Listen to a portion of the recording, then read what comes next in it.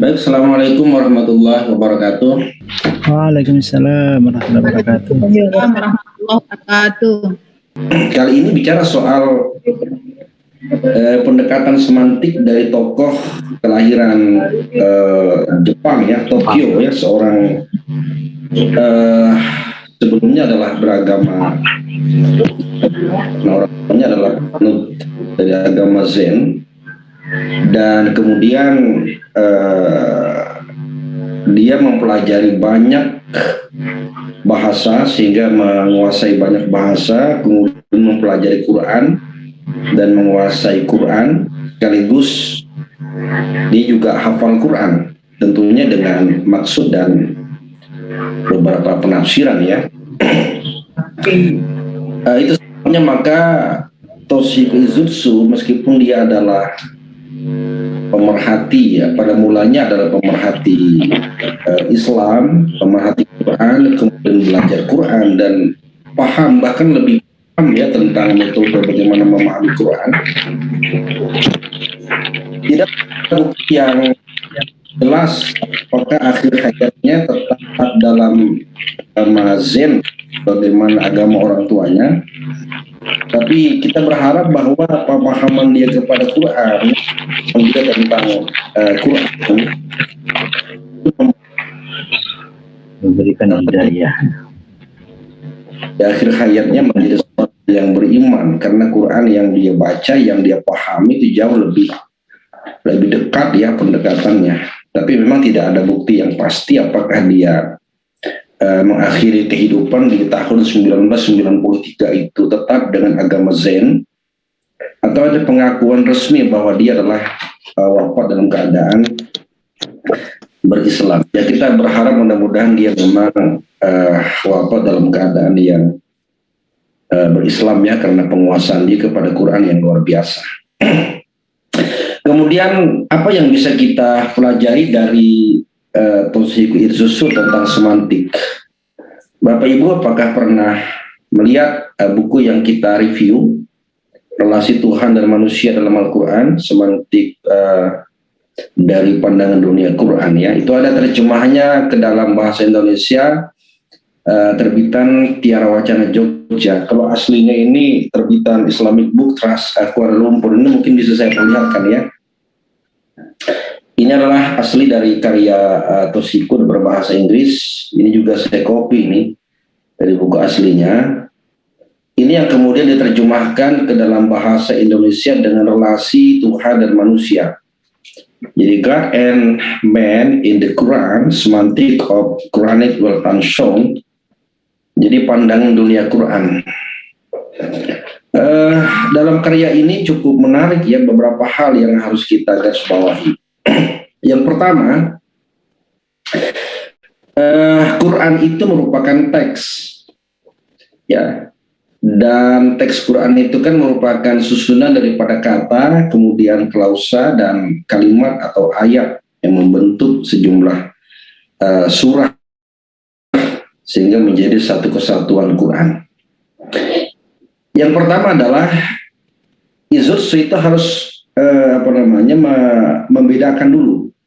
Jadi memahami Quran itu kita bisa dengan cara yang pertama, kita bisa membedakan mana makna dasar dan mana makna relasional.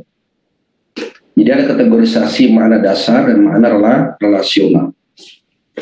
Makna dasar itu ya seperti yang dicontohkan, seperti kata-kata yaum atau hari. Jadi kalau yaumul ahad, yaumul isnain sampai dengan yaumus sabat, itu ya makna dasar ya. Artinya memang itu hari sebagaimana hari biasa, dan ini yang kemudian diistilahkan menjadi makna sekuler. Makna yang sama sekali tidak ada kaitan dengan persoalan keagamaan. Jadi makna dasarnya adalah hari ya sebagaimana hari biasa. Yaum, tapi ketika kemudian suatu kata itu dihubungkan, ada relasi dengan kata-kata yang lain, maka yaum bisa menjadi yaumuddin, maliki yaumiddin, atau yaumul akhir, atau yaumul hisab. Maka di sini kata Izutsu bahwa kata ini tidak lagi merupakan makna dasar. Ya. tapi sudah menjadi makna relasional dalam arti ada kandungan religius. Jadi religious meaning, pengertian keagamaan, bahwa hari di sini bukan lagi hari sebagaimana Minggu sampai dengan Sabtu, satu hari 24 jam, tapi hari di sini adalah hari sebagaimana pengertian eskatologis ya. Dalam pengertian Quran, fi yaumin kana miqdaruhu alfasana. Boleh jadi sehari itu ekuivalen dengan 1000 tahun kan. Bahkan pada surat yang lain fi yaumin kana miqdaruhu khamsina alfasana. Bahkan ekuivalen dengan 50.000 tahun. Itu kalau bandingannya dengan hari pada kehidupan akhirat kelak. Jadi ada makna relasi. Ini harus kita pahami. Maka kemudian memahami ayat, kita akan bisa melihat adakah memang masih berada pada makna dasarnya, atau dia sesungguhnya sudah masuk ke makna relasional sehingga punya pengertian yang beragam tergantung kepada konteks ya, relasi kata yang menyambung dengannya. Itu akan memberikan pemaknaan yang memperkaya pemahaman kita. Kemudian yang kedua, suatu ayat Al-Quran itu mengandung apa yang disebutnya sebagai definisi verbal. Ya. Suatu ayat itu mengandung definisi verbal. Ada sebuah istilah yang Quran sendiri sebetulnya sudah memberikan definisi ya tentang istilah itu, dan kita sebetulnya tidak perlu lagi harus bersusah payah mencari apa sesungguhnya definisi dari suatu ungkapan kata, karena Quran kata Izursu itu memiliki apa yang disebut dengan definisi verbal. Contoh, ada ungkapan ulul albab di Quran, betul ya? Pada surat Al-Imran 180, 179.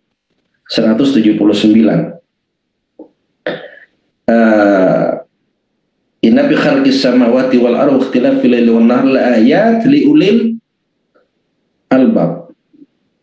Jadi regulasi alam, pergantian siang malam itu kan merupakan tanda ayat liulil albab, tanda bagi ulul albab. Ini suatu istilah ya, terminologi. Apa yang dimaksud dengan ulul albab? Nah, kita tidak perlu harus bersusah payah mencari pengertian ya secara leksikal atau kamus ya. Apa sesungguhnya ulul albab yang disebut dalam Quran? Dalam pendekatan Izursu, Quran itu sudah mengandung muatan apa yang disebut dengan definisi verbalnya. Maka untuk melihat apa sesungguhnya definisi ulul albab, itu kan tertera pada ayat ke 180 sesudahnya. Alladzina yazkurunallaha qiyaman wa qu'udan wa 'ala junubihim wa yatafakkaruna fi khalqis samawati wal ard. Rabbana ma khalaqta hadza batila subhanaka faqina adzabannar. Ini merupakan bentuk definisi verbal yang menjelaskan ya terminologi atau istilah ulul albab yang ada di ayat sebelumnya 179 surat Ali Imran surat yang ketiga. Ini pendekatan yang kedua kata Izursu. Kita bisa melihat Quran itu mengandung apa yang disebutnya sebagai definisi verbal suatu ayat. Contoh lain, laisal birra an tuwallu wujuhakum. Tidaklah merupakan suatu kebaikan kalau kamu itu mengalihkan wajahmu kibalal masyriq wal maghrib, ke timur dan barat. Albir itu konsep albir, konsep kebaikan. Ya. Bir itu artinya adalah kebaikan. Birrul walidain, kebaikan kepada kedua orang tua, kebaktian. Apa yang dimaksud dengan albir? Itu juga dijelaskan secara definitif pada surah atau pada ayat sesudahnya, atau pada kalimat atau klausa sesudahnya. Laisal birra an tuwallu wujuhakum qibalal masyriqi wal maghrib walakinnal birra man amana billah man amana billah wal yawmil akhir dan seterusnya. Ini merupakan gambaran tentang definisi verbal suatu ayat. Jadi konsep albir itu sebagai suatu istilah itu sudah disebutkan definisinya dalam Al-Quran. Ini yang disebut oleh Isus sebagai definisi verbal suatu ayat. Jadi kita akan mendapat pengalaman ya untuk mencari tahu dan mengkaji beberapa definisi-definisi Quran yang ternyata di Quran sendiri sudah ada penjelasan tentang definisi tersebut. Kemudian yang ketiga, suatu ayat itu bisa kita pahami arti atau maksudnya, atau suatu ungkapan kata itu bisa kita pahami arti dan maksudnya dengan cara kita bisa paham atau mengerti apa yang menjadi lawan kata. Jadi kalau kita ingin mengetahui makna suatu kata, maka bisa saja kita mengetahui dengan cara mengetahui apa yang menjadi lawan kata. Jadi suatu kata yang berbentuk antonim A dan B, untuk tahu A cukup kenal B, atau sebaliknya untuk tahu B cukup kenal A. Ini cukup menarik sehingga kita tidak perlu bersusah payah ya mencari definisi-definisi. Tetapi kemudian ini mengandung satu pelajaran penting, ada karakteristik makna di situ. Untuk yang ketiga ini kita harus melacak sejumlah Quran yang dimana suatu kata itu secara berulang-ulang sehingga menjadi paten, menjadi pola. Apa sih sesungguhnya yang menjadi lawan kata dari penggunaan kata itu? Contoh,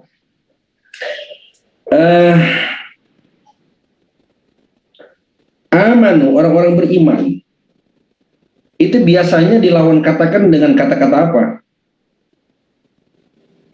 Ilal ladzina amanu, kemudian walladzina Kafaru. Kata-kata amanu, orang-orang yang beriman, itu biasa digandeng dengan bentuk antonim perlawanan kata, yaitu kafaru. Amanu kafaru, summa amanu summa kafaru, walladzina amanu walladzina kafaru. Senantiasa ini menjadi pola, menjadi paten ya, sehingga kita mendapat satu gambaran kalau begitu amanu, iman itu merupakan bentuk antonim daripada kata-kata kafir.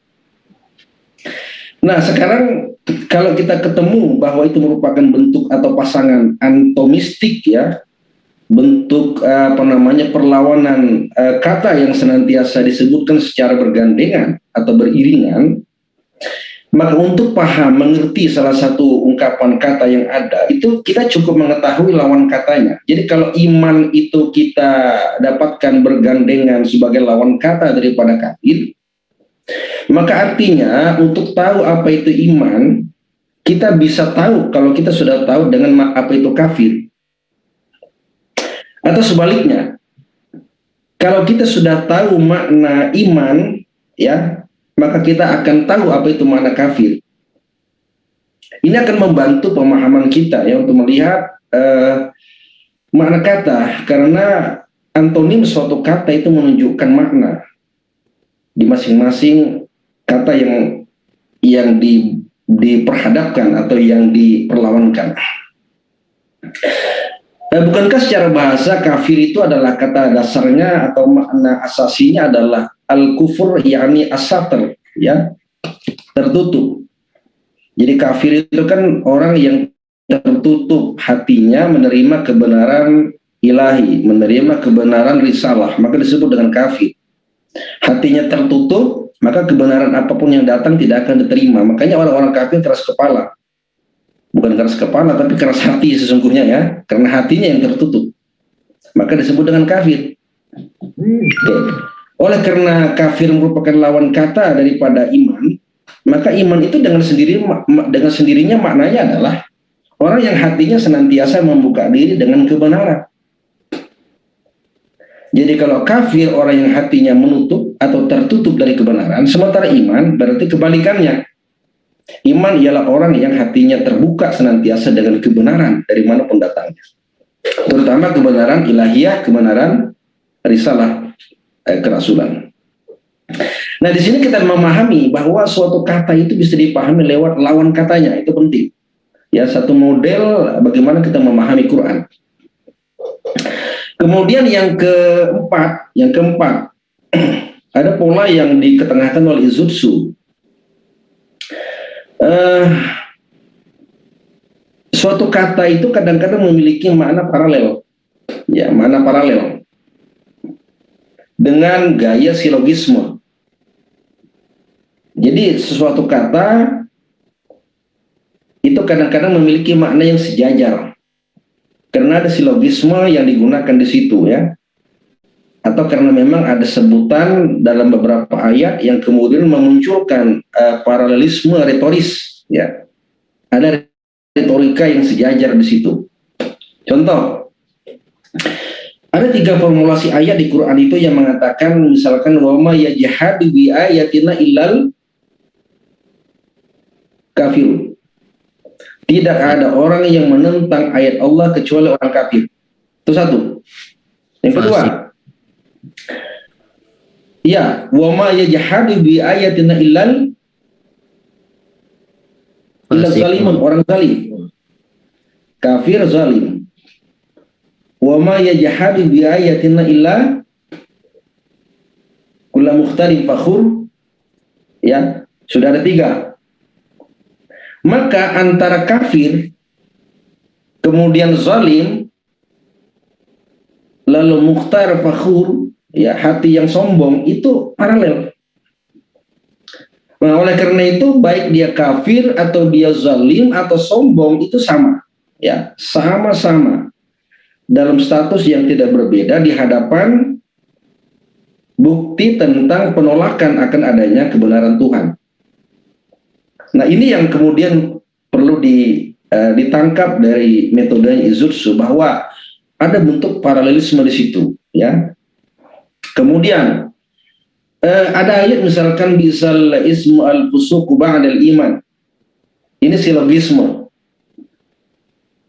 Bisal ism al-fusuq, sejahat-jahat ism, sejahat-jahat sebutan, ya, itu ya al-fusuq, kefasikan, ba'dal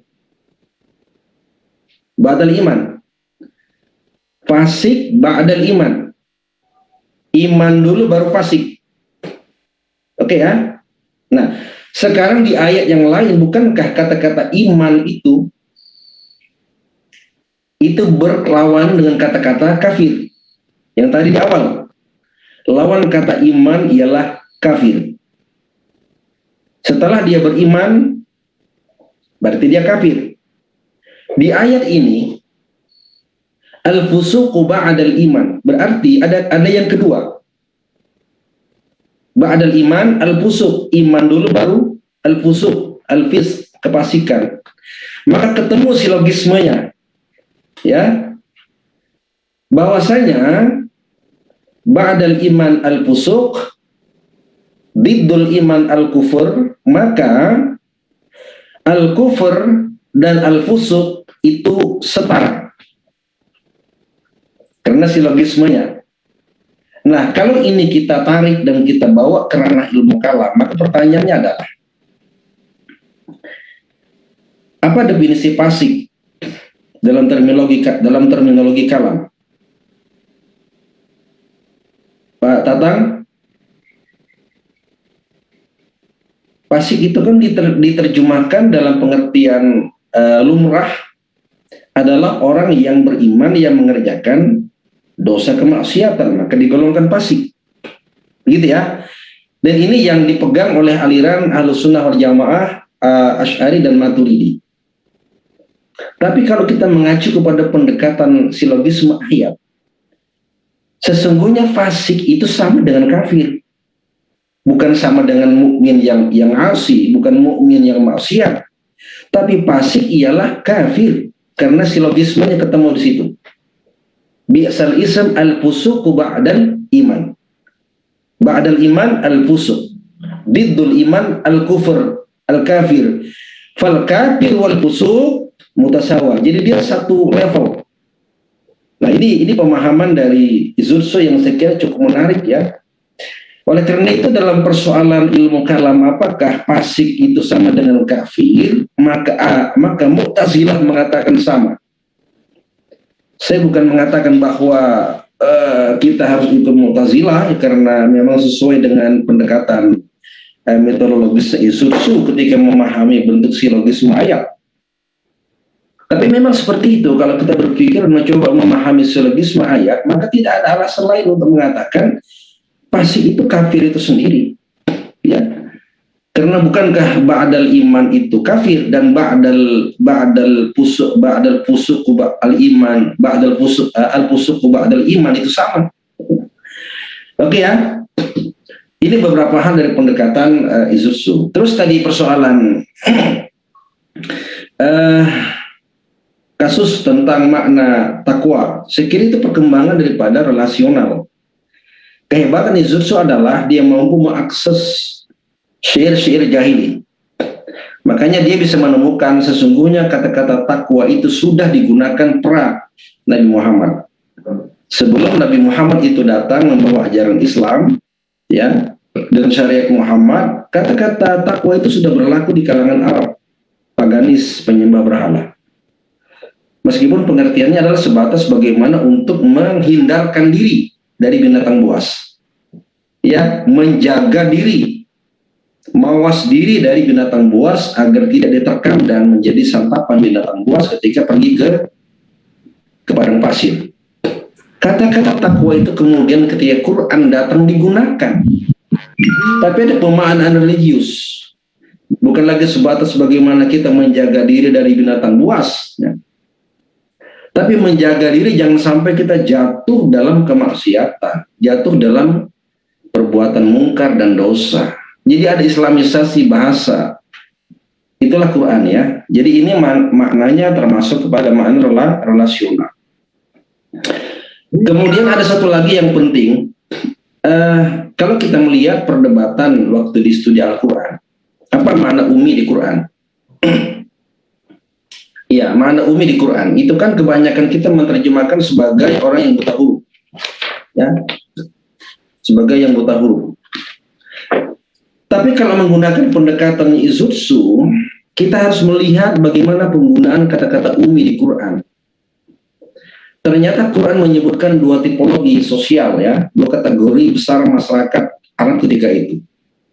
Yang pertama adalah alladzina utul kitab, masyarakat yang mendapat kitab. Siapa itu? Taurat, kemudian Injil. Jadi Yahudi dan Nasrani. Itu rujukannya. Kemudian yang kedua al-ummi. Al-ummi artinya adalah orang yang belum pernah mendapat Alkitab serupa itu.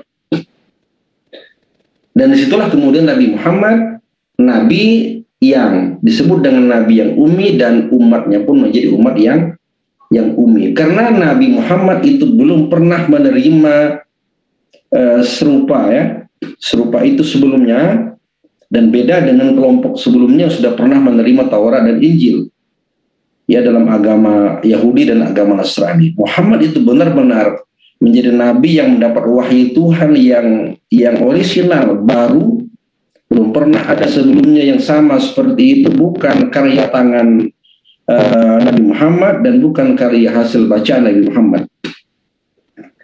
Ya, ma kunta taslu min qablihi wa la takhutuhu bi yaminik. Nah, di sini penting untuk kita mempelajari pendekatan Izursu bahwa ada makna jaringan kata yang harus kita pahami. Karena Quran bukan berdiri sendiri, tapi ada banyak jaringan yang harus kita tangkap agar kita bisa menempatkan, termasuk kata-kata umi. Umi itu tidak ada konotasi untuk diterjemahkan sebagai buta huruf, tapi ialah masyarakat umi, yaitu masyarakat yang berbeda dengan masyarakat sebelumnya yang sudah menerima Taurat dan Injil. Artinya, umi ialah penerima kitab baru yang belum pernah ada sebelumnya. Itulah Quran. Jadi Muhammad sebagai nabi yang umi dan umatnya menjadi umat yang umi. Saya kira ini beberapa hal yang harus kita ambil ya sebagai nilai positif dari pendekatan Isursu tentang bagaimana metode kita memahami Al-Quran.